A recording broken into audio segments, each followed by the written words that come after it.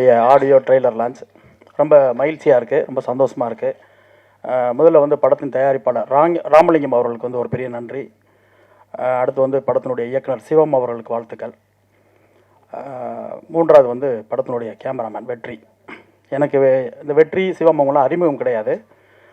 இருந்தாலும் வெற்றிக்கு ஏன் நான் வந்து ஃபஸ்ட்டு மூணாவது ஒரு வாழ்த்து சொல்கிறேன் அப்படின்னா, ஒரு படம் ஒரு ஆடியோ லான்ச்சு ட்ரெய்லர் லான்ச்சில் வந்து ஒரு ஃபங்க்ஷன், அந்த படத்தின் சம்பந்தமாக ஒரு ஃபங்க்ஷன் நடக்கும்போது யாருடைய பெயர் அதிகமாக உச்சரிக்கப்படுதோ அவங்க அந்த படத்துக்காக அதிகமாக வேலை பார்த்துருக்காங்கன்னு அர்த்தம்.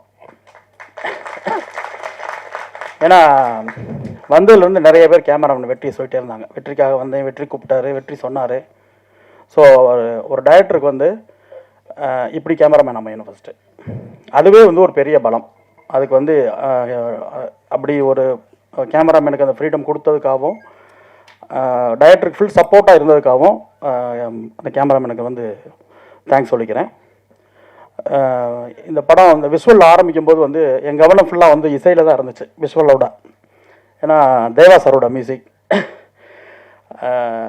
இன்னைக்கு கரண்ட்டில் எப்படி இருக்குது அப்படின்னு எனக்கு கேட்கணும் அப்படின்னு ஒரு ஆசையாக இருந்துச்சு.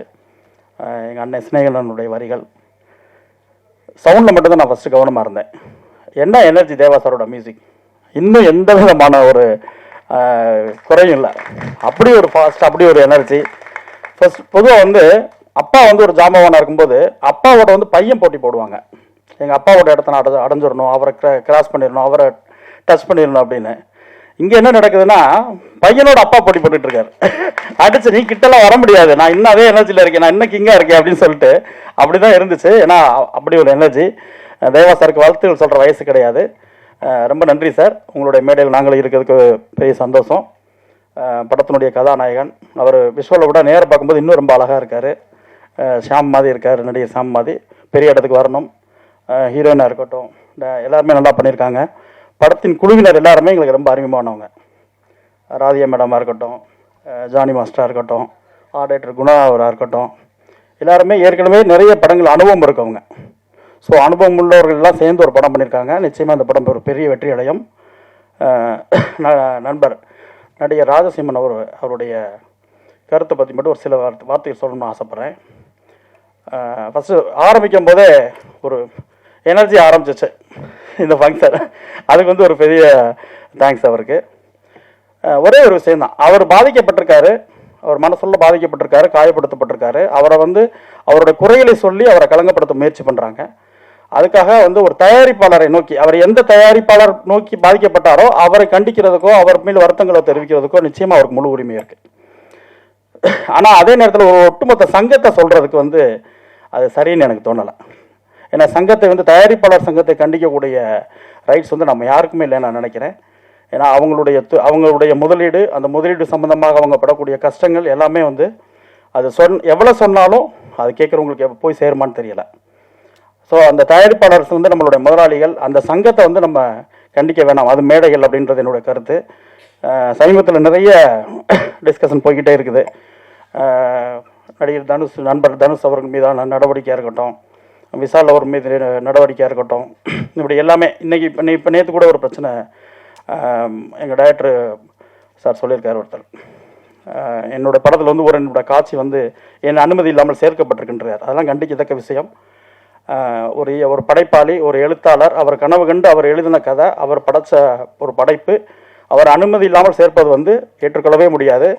அது சங்கம் பார்த்துக்கிறோம். இருந்தாலும் என்னோடய கருத்தை நான் பதிவு பண்ணுறேன். அந்த மாதிரி நிறைய பிரச்சனைகள் இருக்குது. அதெல்லாம் தாண்டி நம்ம ஒரு விஷயத்தை சமீபத்தில் மறந்துட்டோம் அப்படின்னு மட்டும் எனக்கு தோணுது. இது வந்து எங்கள் சங்கத்தினுடைய தமிழ்நாடு திரைப்பட இயக்குனர் சங்கத்தினுடைய செயலாளர் அண்ணன் பேரரசு சார்கிட்ட வந்து நான் பேசணும்னு நினச்சிக்கிட்டு இருந்தேன். விழா ஆரம்பிக்கும் போது கரெக்டாக அவர் வரல, அதுக்கு முன்னாடி நான் சொல்லிடலாம்னு ஆசைப்பட்டேன். வராதனால இந்த மேடையில் வச்சு நான் சொல்கிறேன். எல்லாருமே சேர்ந்து நம்ம சினிமாவோடைய பிரச்சனை பேசிக்கிட்டே இருக்கோம். இது நிச்சயமாக பேச வேண்டிய பிரச்சனை. நடிகருடைய சம்பளம் உட்பட, பட்ஜெட் உட்பட எல்லாமே இங்கே பேச வேண்டிய பிரச்சனை, எல்லாமே இங்கே நமக்குள்ளே தீர்த்துக்கிட வேண்டிய விஷயம். ஆனால் இது எல்லாமே நடிகர் தனுஷ் பிரச்சனை உட்பட நம்ம குடும்பத்தின் பிரச்சனை. இதை நம்ம தீர்த்துக்கலாம். ஆனால் இதை தாண்டி தமிழ் ராக்கர்ஸ் அப்படின்னு சொல்லி ஒருத்தர் ஸ்டீபன் அப்படின்னு சொல்லி கடந்த ஒரு வாரத்துக்கு முன்பு கைது செய்யப்பட்டார் கேரளாவில், கொச்சினில். 2011 ஆரம்பித்த அவங்களுடைய ஆதிக்கம் அவங்க பண்ண அட்டுழியம் ஒரு மாஃபியா மாதிரி ஒரு 10-12 பேர் இருந்துக்கிட்டு இந்த தமிழ் சினிமா ஒட்டுமொத்தமாக அழிச்சுக்கிட்டு இருந்தாங்க 14-15 வருஷமா. எத்தனை திரைப்பட தயாரிப்பாளர்கள் நாசமானாங்க, ஒண்ணுமில்லாம போனாங்க அவங்க ஆதிக்கத்தினால், அவங்களோட அட்டுழியினால். அப்படின்னு எத்தனை நடிகர்களுடைய வாழ்க்கை போச்சு, எத்தனை இயக்குநருடைய வாழ்க்கை போச்சு. கத்துனோம், கதறணும், தமிழ் ராக்கர்ஸ் கண்டுபிடிக்கணும், அவங்களை பிடிக்கணும், அது பண்ணணும்னா எல்லாம் பரபரப்பாக இருந்துச்சு, செய்தியாக மட்டுமே இருந்துச்சு. ஆனால் அதை ஒற்றை மனிதன் அதோட அட்மின் சொல்லி ஒருத்தனை அரெஸ்ட் பண்ணியிருக்காங்க. ஒரு குரல் தமிழ் சினிமாலேருந்து வரல. ஏன்னா இங்கே நம்ம பிரச்சனை பேசிக்கிட்டே இருக்கோம். நம்மளை அழிச்ச ஒருத்தனை வந்து இது பண்ணியிருக்காங்க, ஒரு கேரளா கவர்மெண்ட் போலீஸ் அரெஸ்ட் பண்ணியிருக்காங்க. நம்ம தமிழ்நாடு அரசுக்கு ஒரு கோரிக்கை வைக்கல, ஒரு கண்டனம் தெரிவிக்கல. ஒரு மாஃபியா நம்ம வந்து அதை பேசணும்னு நான் நினைக்கிறேன். ஒவ்வொரு சங்கமும் எங்கள் செயலாளர் அண்ணன் பேரரசு சாருக்கு வந்து நான் கோரிக்கையாக வைக்கிறேன். எங்கள் சங்கம் உட்பட ஒட்டுமொத்த 24 கிராஃப்டும் எங்கள் சங்கத்தினுடைய கௌரவ தலைவர் செல்வமணி சார் இருக்காங்க, அவர் தலைமையில் இயங்கக்கூடிய தொழிலாளர் அமைப்பு இருக்குது. எல்லாரும் சேர்ந்து, தயாரிப்பாளர் சங்கம் சேர்ந்து ஒட்டுமொத்தமாக ஒவ்வொரு சங்கமும் தனி தீர்மானம் நிறைவேற்றி அவங்கள குண்டாஸில் போடணும். அவங்களுக்கு வந்து தமிழக அரசு, தமிழக போலீஸ் அவங்களை வந்து கண்ட்ரோலில் எடுத்து வெளியே வர முடியாத தண்டனை கொடுக்கணும். அவருக்கு பின்னாடி யாரெல்லாம் இருக்காங்கன்னு சொல்லி நம்ம கண்டிக்கணும். யாரையும் வெளியே வரவிடாத அளவுக்கு அவங்க நம்ம பண்ணி, இதன் பிறகு தமிழ் சினிமாவை அழிப்பதற்காக எந்த ஒரு மாஃபியா கேங் கிளம்புனாலும் அவங்களுக்கு அச்சம் தரக்கூடிய அளவுக்கு அந்த தண்டனை இருக்கணும். அப்படி ஒரு அழுத்தத்தை இந்த அரசுக்கு நம்ம கொடுக்கணும் அப்படின்னு நான் ஒரு கோரிக்கை வச்சுக்கிறேன். நன்றி.